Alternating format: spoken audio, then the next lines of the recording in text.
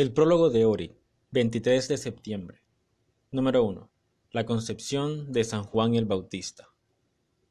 En este día se celebra la misericordia, los milagros y la sabiduría de Dios. Su misericordia hacia los devotos y justos padres de San Juan, los ancianos Zacarías y Elizabeth, quienes toda su vida habían deseado y rogado a Dios un hijo. Su milagro, el de la concepción de Juan en el vientre añejo de Isabel. Su sabiduría en la dispensación de la salvación del hombre. Dios tenía una intención especialmente grande para Juan, a saber, que él sea el profeta y precursor de Cristo el Señor, el Salvador del mundo. A través de sus ángeles, Dios anunció los nacimientos de Isaac a Sara, la que estaba sin hijos, de Sansón a la esposa sin hijos de Manoa, y de Juan el precursor a los sin hijos Zacarías y Elizabeth. Todos estos fueron aquellos para quienes tenía intenciones especiales y predijo sus nacimientos a través de sus ángeles. ¿Y cómo podían los niños nacer de padres ancianos? Si alguien desea entender esto, no debería preguntarles a los hombres sobre esto, porque los hombres no lo saben. Ni debería estudiar la ley natural, porque esto está más allá de la ley natural. En cambio, debería volver su mirada hacia el poder del Dios Todopoderoso, quien creó el mundo entero de la nada y quien no necesitó padres, viejos o jóvenes, para la creación del primer hombre, Adán. En lugar de sentir curiosidad, démosle gracias a Dios, quien a menudo nos revela su poder, misericordia y sabiduría, en maneras que van más allá de la ley natural, en la que estaríamos encarcelados sin estos especiales milagros de Dios y caeríamos en la desesperación y el olvido de Dios. Número 2. La Santa Mártir Iraida. En algunos lugares, Iraida se llama Raíz o Raída. Fue una doncella, virgen, de la ciudad de Batán, en Egipto, y por lo tanto probablemente era egipcia. Una vez Iraida salió a sacar agua de un pozo cerca del mar, y vio un barco cargado con cristianos atados, sacerdotes, diáconos, monjes, mujeres y doncellas. Al preguntar se enteró de que todas estas personas estaban siendo transportadas por perseguidores paganos para ser torturados y muertos por el nombre de Jesucristo. El corazón de la joven Iraida de repente se encendió con el deseo de padecer por el Señor. Dejando sus vasijas junto al pozo, abordó la embarcación y confesó que ella también era cristiana. De inmediato la ataron junto con los demás y los llevaron a todos a la ciudad egipcia de Antinópolis. Tras diversas torturas, Iraida fue la primera en ser decapitada, seguida de los demás. Padeció honorablemente y fue glorificada a comienzos del siglo IV. Número 3. El santo nuevo mártir Nicolás Pantópolis. Cuando era joven, Nicolás padeció por la fe cristiana a manos de los turcos en Constantinopla en 1672. Su padre había ido a Constantinopla desde Tesalia, y como su padre era dueño de una tienda de variedades, era llamado Pantópolis. Después de mucha presión para convertirse en musulmán y después de ser torturado mucho porque se negó, Nicolás fue decapitado y asumió a su morada en el reino de Dios. Sus reliquias reposan en el monasterio de Siropótamo, en el santo monte Athos. Número 4.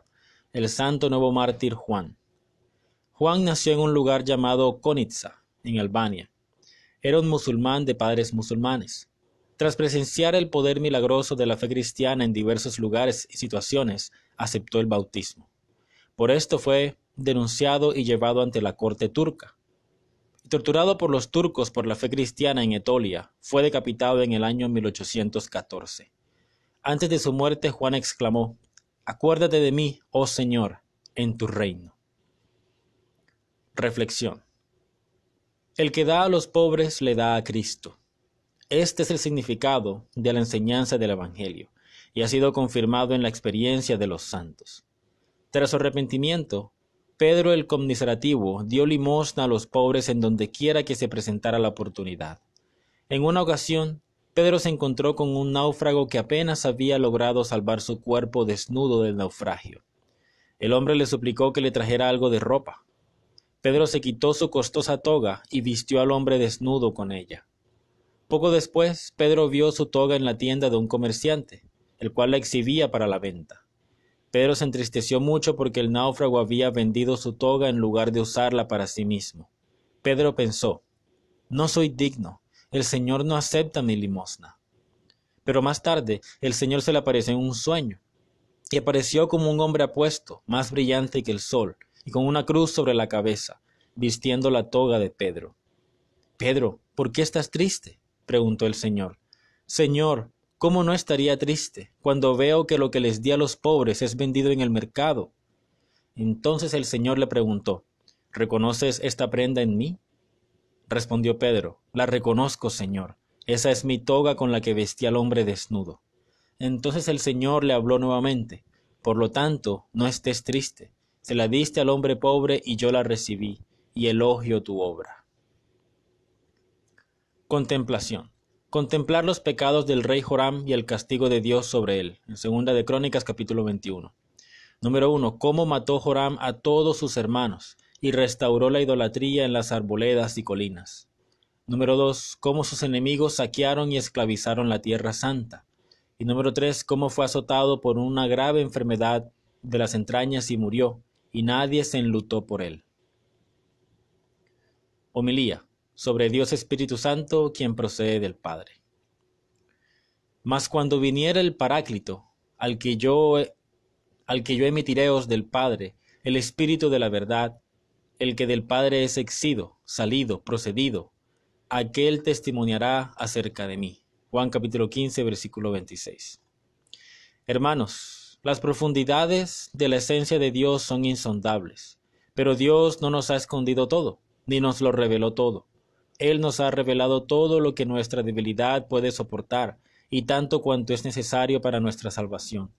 Con respecto al Espíritu Santo, se nos ha revelado que del Padre es exido y es enviado por el Hijo. Que nadie busque más para que no caigan en el error, ya que del Padre es exido, es homoesencial, de una única esencia con el Padre. Y dado que es enviado por el Hijo para continuar la obra del Hijo, es igual al Hijo. El Señor dijo anteriormente, testimonia acerca de mí el Padre. Juan capítulo 8, versículo 18. Y ahora dice del Espíritu de la verdad que testimoniará acerca de mí. Ambos testigos son los mismos. Es por eso que el Señor cita a uno en un momento y al otro en otro momento. Aquel que ha dado testimonio y aquel que dará testimonio son iguales en esencia, porque el Señor no habría dejado que el testigo del futuro fuera menor que el testigo del pasado. Así que estamos hablando en términos humanos con respecto al tiempo, pero en realidad los tres dan testimonio eternamente en el cielo, de acuerdo con las palabras del evangelista, porque tres son los testificantes en el cielo, el Padre, el Verbo y el Santo Espíritu, y los tres estos, uno son. Primera de Juan, capítulo 5, versículo 7. Hay hombres que afirman que el Espíritu Santo procede del Padre y del Hijo. ¿Quién les reveló esto y cuándo? Sabemos que el Espíritu Santo procede del Padre, porque eso fue revelado a nosotros por el Hijo de Dios, nuestro Señor Jesucristo.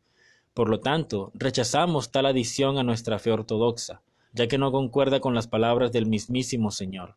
Sin embargo, si queremos comprender verdaderamente las palabras del purísimo Señor, nuestros corazones deben hacerse muy puros. Por lo tanto, debemos hacer un mayor esfuerzo para limpiar nuestros corazones de las pasiones, en lugar de obedecer a la vana curiosidad, al fisgonear en las profundidades interminables del ser de Dios con corazones inmundos, porque aquellos que lo hacen caen en herejía y pierden sus almas.